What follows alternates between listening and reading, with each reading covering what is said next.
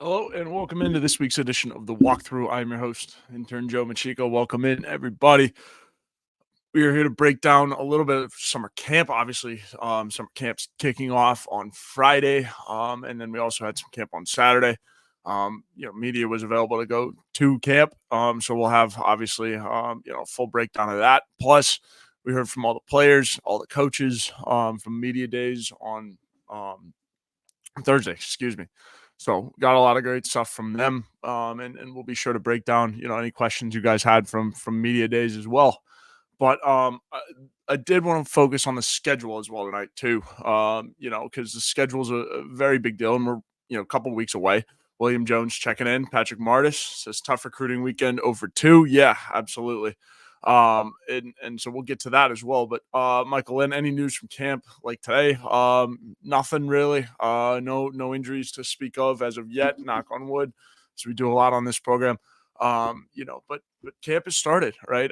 It's a huge deal, obviously. But so camp is in session. Nobody, no dings up of yet as of late. But so yeah, it's gonna be interesting to see how obviously the question marks into camp are a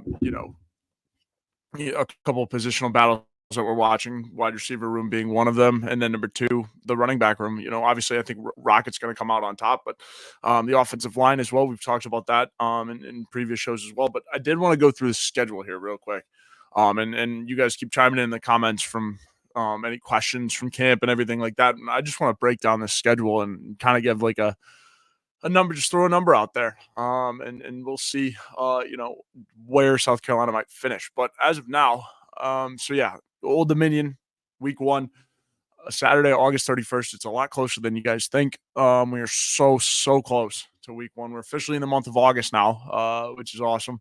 But yeah, so you've got Old Dominion. This should be a game that you win. Who do you and the Blowfish are going to be in town? Huge opening kickoff weekend.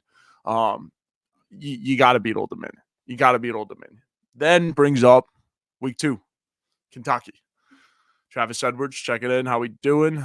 Going through the schedule, Travis. I know Mike and I did this on Talking Tuesdays, but did want to go through it for the walkthrough. And so this week, yeah, and again, Saturday, September 7th at Kentucky. This is the biggest game of the early season right now. I think it's a must win. It's at Kentucky. If you lose this game, it seriously starts tracking on your record, right? You could win 4 or 5 games if you lose to Kentucky. And Kentucky's a good team, sure, but in terms of where other teams rank on your schedule in terms of difficulty, I think Kentucky's one of the lower ones, right? You should beat Kentucky week 2. It's not necessarily a must win, but probably should be. Excuse me. Probably should be a must win. Absolutely. Michael said the SEC guys have us going 4-0 or 3-1 through the first 4. Yeah, and I think you should probably go 4-0, right? Because you have 2 non-conference games in Old Dominion and Akron, so you should get there. But I realistically, at the very least, you should beat both of these or beat one of these schools and between Kentucky and LSU. Excuse me. But I think your better chances against Kentucky, but you should beat them both realistically. So you beat them both, right? Handle Old Dominion, do your job there. Handle Kentucky on the road. LSU, if you can find a way to beat LSU, that's when you should start to get your hopes up, right? We talk about this a lot. Michael Lynn says if we just win Kentucky and LSU, you never know what could happen. Yeah, absolutely. You really don't. And obviously you still got to beat Akron, right, to keep that rolling and to be 4-0. But again, I think, the way that this schedule set up, these 2 games right here are, kind of your benchmark games on the schedule. So it's huge. Absolutely. Patrick Martis says the Sunglass Bowl. Yeah, right. So keeping on moving. Then obviously if you get through Akron, you're 4-0 headed into the month of October. And well, not great. Not great in this month of October, setting up for South Carolina football. You got Ole Miss, and then you got to go on the road at Alabama and at Oklahoma. It's not fun. It's not fun. This conference is not one for the weak. Two road games, both of them early. And I mean, I have a really weird stigma against noon kicks on the road in the SEC. I do. I really do. And then just in conference, because you come out flat, you never get there early enough to deal with the time adjustment. It's always earlier than you think. Um, and yeah, it's just you always come out flat at noon kicks on the road, right? And then so Ole Miss is going to be huge, right? Because you're going to be, I mean, ideally 4-0, right? Going into that game, and it's got all the hype with Juice Wells and Judas Wells and all that stuff and whatever you want to call it. All that's fine and dandy, and it adds to the sake of a rivalry week, right? But if you can go 5-0 with a wins over LSU, Kentucky, and Ole Miss, you are just dandy. The world is going to be talking about South Carolina football until they have to go to Tuscaloosa. Now, to beat Ole Miss, you still got to do a lot more. It doesn't really come down to just stopping Juice Wells either. I would think. Travis says, didn't they lose last year, like to Kansas after beating UT? I think so. Peyton Ledwell says 1-2 in October would be a huge win. Yeah, I think so. 1-2 in October is a very big win. Beating any one of these three teams is a big win for anybody, right? And to think that you got to play all three, like some teams that aren't in the SEC would die with this 3-game stretch, right? I think. So I'm with you. I think 1-2 is a win. Just sneaking one game out of October is yeah, and Michael Lynn makes a good point here too. We could go 4-0 to 4-3 real quick. Yeah, and back to back to back weeks, and you have bye weeks tucked in, right? You've got a bye week, I believe, that this last month of September, and then you've got a bye week this last month of October. Looking forward to that one. Got a trip planned for that one, but that's neither here nor there. But anyways, so no, if you start off 4-0 and find a way to beat Ole Miss, the country will be talking about you. And then you're going to go to Alabama and probably lose that game. Again, I don't trust noon kicks on the road in conference. Michael, and also making a good point here. Travis Edwards says, but Oklahoma will be coming off an emotional game against Texas. That's a very good point. Coming off the Red River rivalry. I mean, and South Carolina is going to be coming off probably a pretty big lesson, I would think, against Alabama here. But you never know. You really never know. Yeah, it we'll see, man. I don't really see a world where they're beating Alabama. But again, I would love to be clipped when they do beat Alabama and make it around this clip makes its rounds around the internet. But I don't think they're going to beat Alabama. Noon kicks on the road in conference, no dice. Yeah, Patrick Martis says 0-3 in October. And then yeah, Travis Edwards says, didn't they lose last year? Kansas have to beat, yeah. So Patrick Martis maybe 1-2. Yeah. If you can skate one game out of these three, you'll be just fine. Michael Lynn thinks we can beat Oklahoma. I think it's doable as well. Patrick Martis says, got to find a way to win one. That's it. It's really it. And if you can win one, take one of those games, it still keeps your season on track by all means. And to get at least one game through this little run of schedules, yeah, I think it's a W. And people are still going to keep talking about you, right? I think, with Rocket Sanders being healthy and everything like that, it's a huge win. It's a huge win. 5-0. Stephen E. Marshall says, yeah, 5-0 would be crazy if they can find a way to beat Ole Miss. But certainly doable on your schedule. I don't think they have a shot at Alabama. But Michael Lynn says, bro, our offense could be lethal with the run and defense could be dominating that 3-3-5. Yeah, I don't know how much of that 3-3-5 they're going to run. But I think you certainly have the personnel for it.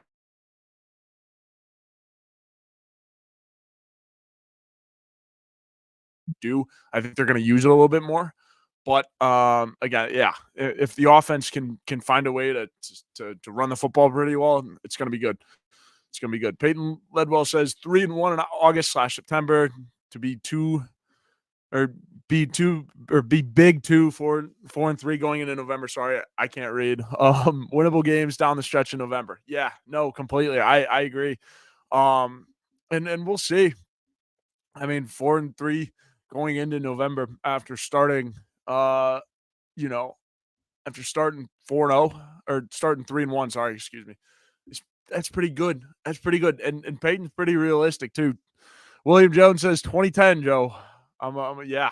Feel if it feels like 2010 again, man. And I know with Bama, if they start doing if it starts to feel like 2010 again, I'll give them a shot against Bama. But I don't know. You kind of have to go 5-0 to even have me uh, think that you have a chance in this Alabama game. And that's just me right now. But it'll probably change again if they start 5-0. A lot of opinions are going to change. A lot of opinions are going to change. Mr. Attaway chiming in. How's it going? We're going to shock a lot of people. Yeah, especially that running back room with Oscar and Mr. Attaway. So yeah, no, I agree. I mean the expectations this fan base has have always been high, but I think it's time to prove that you belong in the SEC, right? I really do, and I think South Carolina's to their point that they need to prove this season is that they are one of the better teams in the SEC, and that they don't deserve to be forgotten about and lost and forgotten about in with Vanderbilt and Missouri and whatever. I think this year is to prove that you belong on that stage, and so it's huge. Michael Lynn agreeing with Mr. Attaway. The depth is insane. Yeah, I agree, especially on the defensive line. Especially on the defensive line. Oscar Attaway, Mr. Attaway says, we just got to stay healthy. Yeah, health is a big one. We knock on wood a lot on these GC Live programs. It's big. It's big. Burley says, we'll know it in week 2. I would agree. I think this Kentucky game it's going to be your first real test. You got to go on the road. It's 3:30 kick, so it's prime time. I mean, it's getting there, right? This Kentucky game is a massive game, and we'll see. Burley, I'm with you, checking in as well. Patrick Martis says, "What is your opinion on the offense, Joe? Defense will be solid. Big questions on offense. Yeah, I think the offense is full of a lot of young guns, right? A lot of young studs who can,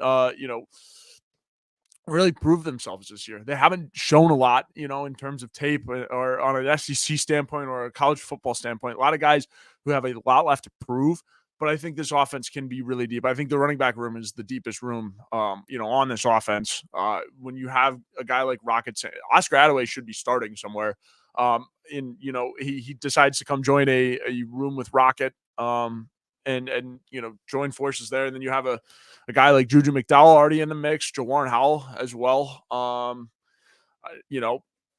That room is loaded. I think there's a lot of young studs on this offense, Patrick. The thing with it is they just got to prove it, right? I mean, Nick Harbor, he showed signs of a lot of good things last year, right? I mean, his speed, everything, 99 in the video game, 99 speed in the video game, taking the top off, hot route, fade kind of thing.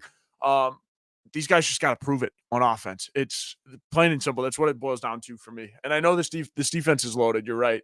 And a linebacker, I kind of have the same. Like there's a couple young guys or a couple transfers in this room or in the linebacker room that aren't as proven, I guess, on the SEC standpoint, or we're just not as familiar with them. And so that would be my only concern. Really, is just unproven.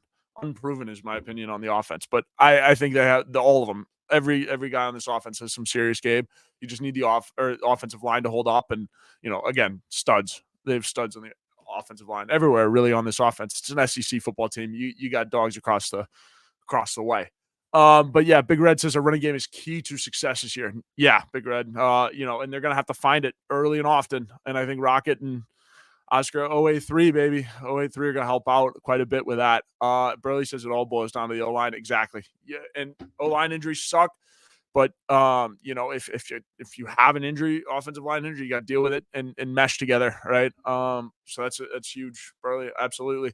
Michael Lynn says we're going to live by screens and RPOs. Just get used to it. Yeah, I think that's going to be the way to get Lenoris and get some of these wide receivers, in rhythm, right? It's going to be screens, RPOs, different kind of looks and action like that. And, it's going to be a pro style offense. I mean, that's Dowell Loggins, right? I mean, he runs a pro style offense. So I think it'll be good. You're going to see some, and so the RPO thing, right? I mean, people hear it. It's like, I don't want to see short little checkdowns. if he's pulling the ball, I want him throwing it deep and all of this, or run some play action or something like this. And I don't know. I've heard complaints about the RPO offense and how it's just kind of it's boring. It's not very viewer friendly, if you will. I just like, I mean, I think RPOs can break big, and you have a lot of different options, and it just helps the quarterback get back into rhythm. It gives them a certain read. I think we're going to see quite a bit of it with Lenoris, and with the kind of playmaker that he is, he's going to, exploit that. But I think it starts with the RPOs and the screens. Michael, again, saying run it and play defense. That's our motive. Yeah, I couldn't agree more. But again, I think Lenoris is going to surprise some people. Absolutely. Burley says it doesn't matter if you have Rocket if the O-line can't compete. Yeah, and we saw that last year. Plenty of talent in that room last season. Peyton says we need to prove we belong. People looking at us like Vanderbilt, Mississippi State, and the Arkansas group. Yes, absolutely, 100%. And so I would agree. That's what this season is for: is to prove that you belong. Up in that upper echelon. Dean Atkinson says we go as the O-line goes. Haven't been good there in a while. Completely agree. Maddox Smith, I'm so excited for how our receivers do with learning from Coach Furry. Yeah, Coach Furry is a big addition to the staff. I've been able to talk to him these last couple of weeks, days. Really got to talk to him at Birdies with Beamer. Coach Furry's a great guy, really good recruiter. So hoping for the best for him. I think, and it'll be interesting to hear, kind of what his impression of his room was after the first days of camp. But I'm sure it's a pretty good one. He's probably confident in his guys and everyone that he's assembled, because he's a really, really good recruiter and really assembled this room to get to where it's at. So I completely agree. And Stephen E. Marsh said, I misunderstood 5-0 with a question mark. Yeah, she was questioning my 5-0. Yeah, 5-0 is crazy. I know, but I mean, I think if you find that way to beat both LSU and Kentucky and stumble into that, there's so much in this Ole Miss game that makes me think that you could pull it off. But nah, I hear you. And feel free to call me a moron further down the road when this team is 3-2 or something like that. So yeah, fair game there. Yeah, it's Travis says it's more about the scheme and than personnel. Coach Elliott has proven he can develop a run scheme, and now he gets former 1,400-yard back guys who average 6+ yards per carry. Yeah, 100%. It's going to be huge. Sean Elliott. I mean, we can't talk about it enough how much of an addition he is on the staff, and I think he's going to play a big role in winning games like Texas A&M, winning games Vanderbilt, Missouri, when the run game really matters. And really, really is going to, be the tip of the ice that, sinks the iceberg, if you will, or whatever. I think it's going to be Coach Elliott, for sure. Burley says if we start 3-0, it will be a bad ours season. Yeah, I'm assuming you mean that by like if we start 3-0, the karma is going to come back around. And yes, spoken like a true South Carolina fan there. Big Red says it's often overlooked, but what are our special teams looking like, especially at kicker and punter? Punter, obviously, I think is going to be Kai. But yeah, kicker is up in the air right now. We'll see. I talked to Joe DeCamillis. He still doesn't have a name for us, but they're working guys out. And as it should be. So, yeah, Michael Lynn says, no way these 4 stars we've been recruiting since 22 haven't developed by now. Development's going to be a big key for Beamer this year. Tell you what. William Jones says run first offense. Absolutely needs to be. And I think it'll be in the form of RPO, but yes, it'll be run first offense. John Macri says need Harbor to be big. Yeah, he does need to be big. And I mean, he's obviously got all the size in the world. He's just got to catch the football, right? Catch the football, work on some of his route running. But I think Mike Furry will take care of all that. I think we'll see a new and improved Nick Harbor as he gets out there. Michael says, I heard these guys beefed up a lot. Yeah. And talking to coaches during Birdies with Beamer, I spoke to Sterling Lucas, Desmond Umeozulu, and just about everyone in that group is sitting at about 265, right? And that's big for Desu. And I'm like, I asked him, I'm like, all right, like, is that too big? Is he going to have a problem rushing the passer? He's like, no, that's exactly what we want him. That's a good mix of weight, strength. So Desu's up, Dylan Stewart's up. Yeah. And biggest gains were in the edge room. John and Michael, as from what I saw. And obviously with the offensive lineman, they're going to put on more weight. And yes, I'm probably wrong in terms of that standpoint. But I mean, obviously the new offensive linemen all look the part. Josiah Thompson's put on a bunch of weight. Mazio Bennett put on a ton of weight. I was talking to him as well. So yeah, I agree. All those guys have put on huge gains this offseason. Baden says, what if Sellers goes 25 of 20 or 20 of 25, 300 yards, 4 touchdowns against Old Dominion to build confidence? I would say that there are going to be a lot of people that are going to say that he's going to win the Heisman this year. Plain and simple, right? I think if he does that, it's people are going to be like, oh boy, here it comes. Expectations are going to be through the roof, and rightfully so. If he goes out and does that, I think a lot of people will be happy for sure. Maddox Smith says, I think Larvadain will be one of the best wide receivers in the SEC despite his size. He's got burners. That is a very true statement, Maddox. I couldn't agree more with this. Yeah, I mean, Larvadain coming from Miami of Ohio was I believe one of the leading receivers and returners in the MAC. Yeah, Larvadain, he's just a stud. I agree, Maddox. Watch out for Gage Larvadain. Could do some sneaky stuff and become one of the better wide receivers in the SEC, let alone this country. William Jones says, I think if we can lean on the defense till the fourth quarter and still be in the game, I'm assuming this is how we stay in Oklahoma and Texas and just about every game in October. But yes, William, couldn't agree more. Peyton says, we need Rocket Sanders to be our Barry Sanders. What do you think? Absolutely. Yeah. I mean, if Rocket Sanders can tap into Barry Sanders, Heisman winning running back, Barry Sanders, go for it. Right. I think he needs to be a very, very big part of this. And he's got to be fully healthy. I don't know if he's fully healthy yet. I mean, everybody inside the building says he's fully healthy. So I'm going to take their word for it, but I don't know if I believe that yet. I'm going to be honest. I don't know if I believe if Rocket Sanders is fully healthy yet. I want to really badly, but I don't know if I believe it yet. And I'm sure he's going to break off a run in practice or something like that. And I'm going to get shut up really quickly, but and obviously I want him, you want him to be healthy, as fully healthy as he can be, but yes, he needs to be a stud. And if he's fully healthy, I think we get that. Big Red says, does someone like Mazio Bennett take some of the pressure off of Nick Harbor? A little bit. I think Mazio Bennett can really sneak into some playing time.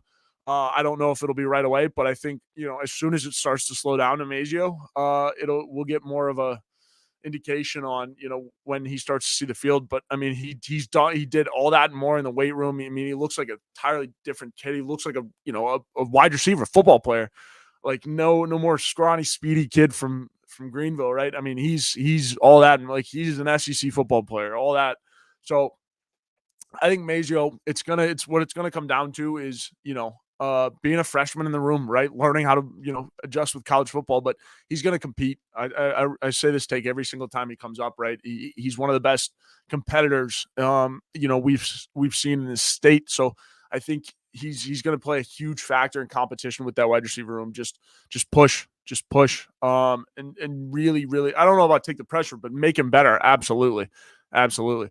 Maddox says you can't lean on the defense in the SEC. No, you really can't. But again, your defense needs to play, like it needs to be the leading edge for sure. It needs to be the best part. Like you need to play defense, and you need to play it well. And I mean, yeah, it needs to be the best part about your team for sure. But I would say second to that is probably the run game. So yes, and you can't lean on it to be good every game. Maddox is what you're saying, and no, I agree. You can't lean on it to be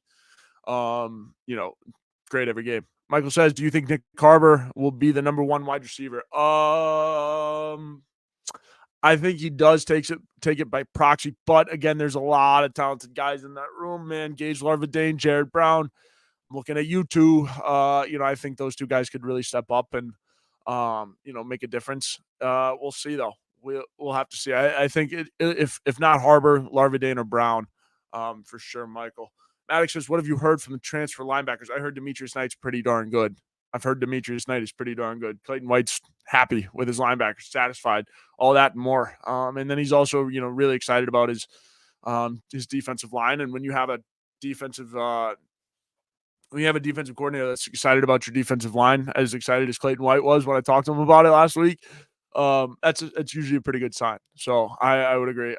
Demetrius Knight's a dog, and they're going to be, um, you know, they're going to be studs. Travis says, "On Maddox, have you heard of Georgia?" He says their offense scores 40 plus every game. It doesn't matter. Yeah, I'm with that take. Yeah, I mean, defense matters in the SEC, but except when you're Georgia and score 40 plus a game. But no, I agree. So I mean, all right. So realistically, coming through here, I think you're 4-0 going into Ole Miss. Uh, and I guess my optimistic side can see you beating Ole Miss to be 5-0 going into these last two games, and I think you lose both of them, to be quite honest with you. And then find a way to get back on track at 8M. You're at 6 wins, 7 at Vanderbilt. Gotta beat Missouri. You really do.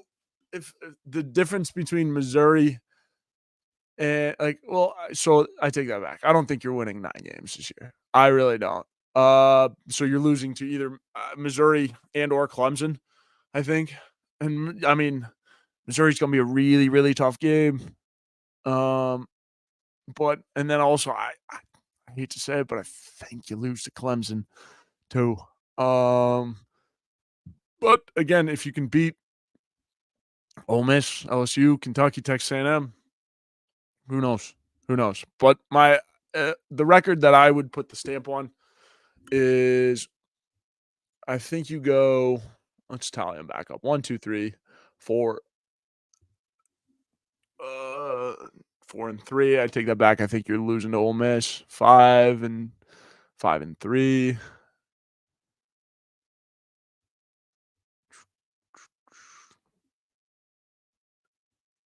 6-3. 6-4.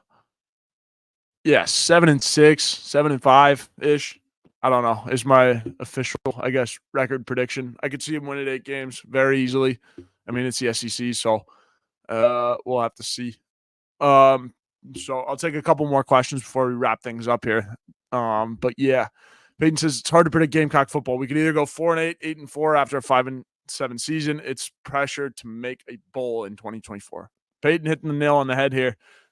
And I think it's the SEC, right? That little bit of consistency can be the difference between, 4-8 and 6-6 or 8-4, right? Kind of thing. It's literally just consistency. Travis says they don't have that, or they don't have to though. Yeah, I would agree. Um, I don't know. If you don't make a bowl, there's going to be a lot of hate or a lot of heat on Shane's job going into next season. So make a bowl at the very least, keep your fans happy for sure. But I don't. Does that mean he's going to get fired if he doesn't make a bowl? Does that mean he's going to? Do I think he's going to get fired? No, I don't. I don't think Shane will get fired no matter what happens after this year, unless you go 3-7, right? Like 3-9. Nah, like I don't think it's happening. 864 ZL1 says team is going to be a big differences between this year and last year. I would agree. Big Red says, do you give Harbor straight go routes based on his track background? Hope for the double team if he's successful. No, I think they're going to mix and match, right? You're going to use what obviously straight line speed's going to be huge, but yeah, no, I think simply based on just track and stuff, yeah. But Big Red, I think, yeah, they do. So yeah, to rephrase my answer here, yes, I think they do give him go routes based on the track background because of his elite speed. 100%. Yeah. No. And then hope for a double team if he's successful. Yeah, but then the double team and the go route, I mean, that opens up some stuff underneath. But again, you want your fastest guy to just beat everybody. So no, go routes, absolutely. I think all wide receivers should, be able to smoke somebody on a go route, but the gaze will every day and watch. I believe he's also like that for go routes. But yes, absolutely. You'll give him some go routes because he's fast. Hell yeah. Maddox Smith says, I honestly think we beat Oklahoma. Travis Edwards. Oh yeah, shoot. Just missed you. But yeah, Maddox, I could see him beating Oklahoma as long as it's not a noon kick. As long as it's not a noon kick, I could see him beating it. Travis says they allowed less than 21 in the last 3 years. Yeah, exactly. Georgia's defense, going back to it, and they only scored 24 versus us. Fair enough. Peyton says, when is the first scrimmage in fall camp? I believe the first scrimmage is next week. I'm not 100% sure, Peyton. I have to double check. Maddox says, I think Arnold is seriously overrated. I think you're talking about Alabama here. I'm not sure. Oscar Attaway Jr. says, Maddox, we were beating Oklahoma. I love that confidence. Again, if it's a 3:30 kick, you're beating Oklahoma. I'm with it at this point. And I think out of these 3 games, the only reason this one's more winnable than this one is because it's at home. Right? I think these 2 teams are probably similar. Maybe Oklahoma's a little bit less of a foe at the end of the day, but I don't know, you just have so much riding in this Ole Miss game. So, but yes, I agree. Big Red, all you have to do is beat Clemson and get the ball into their secondary. We will be fine against them. Big Red, love the confidence there. I agree. I think Clemson's losing a lot, not replacing a lot as well. Dabo, because we all know Dabo does not believe in transfers. Marquise Brown says Oklahoma is not that darn good. Not that good. Travis says, Joe, here's what we got. Remember, every team that we play either has a new head coach or OC or DC or starting quarterback outside of Ole Miss and Clemson. Yeah, that's a good point, Travis. That's a good point. That every team that we play has a new head coach, offensive coordinator, defensive coordinator, or new starting quarterback outside of Ole Miss and Clemson. That's a good point. It really, yeah, honestly, Travis, which makes me feel a lot better about this game right here, this Oklahoma game compared to the Ole Miss game because of what they're returning.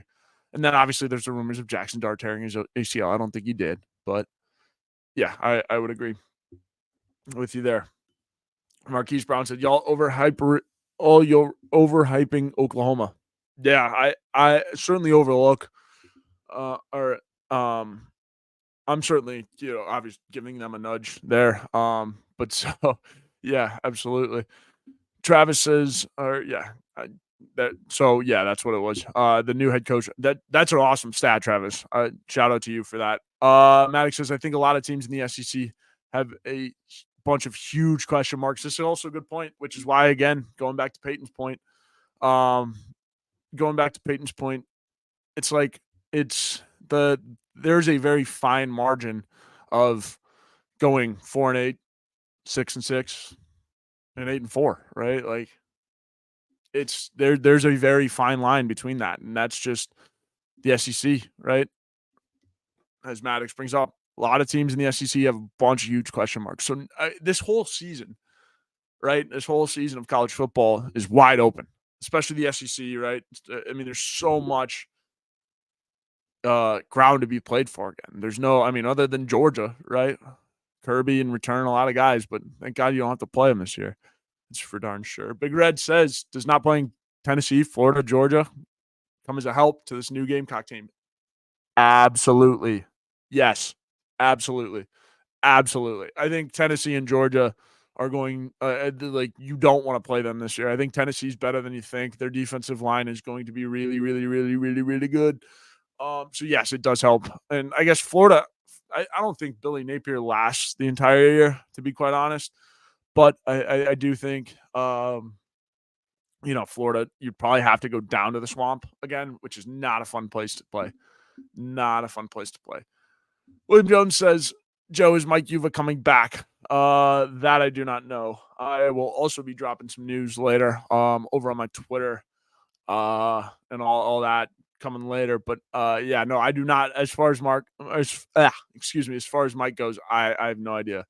But yeah, Bird to Fly, what's up, boss? What's up, boss? Bird to Fly, how we doing? Martin says, go Gamecocks. Gamecocks are working hard in camp to give us the best product on the field. You're darn right. Summer camp in this heat does not sound fun. I am counting my lucky stars that I'm sitting behind a laptop and realizing that yes, they're working hard in this heat, and I'm the one reporting about it, not out there sweating, working. They're better off than me right now. So yeah. Jay Day says Oklahoma might be pretty good up, or might get beat up pretty good before we get them again. Sorry, told you I can't read. before we get them, they won't be used. It, they won't be used to the SEC. Texas A&M will be a wild card with the new coaching staff. Yeah, and I'm worried. The one thing that concerns me is Texas A&M being better than I think and better than everyone thinks. Because they still have a lot of talent. It's still A&M. They still have boatloads and boatloads and boatloads and boatloads and boatloads of oil money to pay all these players and all this stuff and yada yada. Right? And obviously that's all theoretical or whatever. But yes, it'll be interesting to see what all happens with this A&M game because I'm overlooking them and that's usually not a good sign because they're usually better than we think. Usually better than you think. Maddox Smith, I was talking about Jackson Arnold from Oklahoma. Yeah. Yeah, like I don't know. In terms of Oklahoma's core, they lost a little bit. Yeah, I think and Jackson Arnold, I'm with you, Maddox. I don't think he's that good. I don't think he's that good for sure. And just what Oklahoma's returning, I don't know a whole lot about, but yeah, if Jackson Arnold does wind up being at the helm, which I guess he is, I don't think he's as good as people think. Still a quarterback in the SEC, which means you got to be pretty damn good. But no, I agree. I don't know if he's going to be as much of a challenge as people think. Big Red says, hopefully all of our pro or former pro coaches will help us playing in hostile environments. Yeah. Those pro coaches know a thing or two about playing in hostile environments. That's for darn sure. A lot of them have seen a lot of good college football environments as well. So you're going to need it in October, man. You are going to need it in October. But man, what a stretch of games right there. Tell you what. Martin says the game that I want the Gamecocks to win the most is Missouri. Gamecocks have won their last SEC game every year since Beamer has been there. Which is also, another good point. You got to win your last SEC game of the year before you coast into Wofford and then the Taters. So I'm with it. I think you got to beat Missouri. It's going to be tough, Martin. It's going to be tough. Eli Drinkwitz and his squad are pretty good. Maddox, this is a great point here. I think a very underrated add to our coaching staff is Coach Shula. Yeah, no kidding. I'm with that. I covered that last week on the walkthrough, actually. And yeah, Shula is a fantastic addition to the staff. I couldn't agree more. He's going to help when it comes to evaluating players, and calling some of the offense, being in different spots here, there, stuff like that. So, absolutely huge. Absolutely huge. So yeah, got through the schedule so I can remove that. Big Red says Mizzou and Kentucky are key games for us this year. Yeah, no kidding. I think those are the two, and both on the tail end of the schedule too. Must-win games on each end of the schedule, for certain. For certain. So want to hit a couple of ads. Going to wrap things up here really quickly.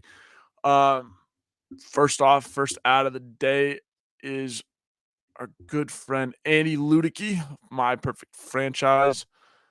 As I'm pulling up his banner right now, right quick. Okay. This week's episode of The Walkthrough is brought to you by Andy Luedecke at myperfectfranchise.net. Are you ready to leave the corporate rat race for the American dream, looking for a side hustle while working your current job, wanting to diversify, build wealth, and or leave a legacy? Andy can help. Andy is a franchise consultant as well as a franchise owner and helps people find franchises that fit their skill sets, financial requirements, time to commit, and more. His services are 100% free, and he's here to help you with any questions about business ownership. You can call Andy on your screen right now, 404-973-9901. Once again, 404-973-9901. And you can hit him at Andy at myperfectfranchise.net for all of your franchising needs. And then we'll get Clint back up here as well. The show is also brought to you by our good friend Clint Hammond of CMG Home Loans. You can visit him at clint.hammond.com. Give him a call, 803-422-6797. with his NMLS number at 71597. Give him a call. Reach him anywhere. Above us, he's above us on all of our GC Live programming. He's the best, so give him a call for all of your mortgage needs. So yeah, that is it for this week's edition of The Walkthrough. It is also it for The Walkthrough. This has been my last week at Gamecock Central. So I've got some new beginnings. I'm not leaving Columbia. Get some new things on the horizon this next week. But for everybody who's helped me along the way, GC, appreciate it. You know who you are, Chris, Wes, Shu, Jack, all of you guys. Absolute best. And then yes, this has been my last week. This is the last episode of the walkthrough. Appreciate everyone. And then some exciting stuff on the road are on coming up from me. So stay tuned in terms of what all that is. Obviously on Twitter, it should be coming up within the next week or so. So appreciate everyone tuning in to this week's edition of the walkthrough. And again, if you want to stay with me, be sure to follow my Twitter at Joe Macheca's below or right over here. But yes, I did want to thank everyone from following along with this show every week. It's been awesome. So I appreciate it, and stay tuned for what's next. But yeah, enjoy the rest of your week, guys, and stay safe out there. Storm's coming in.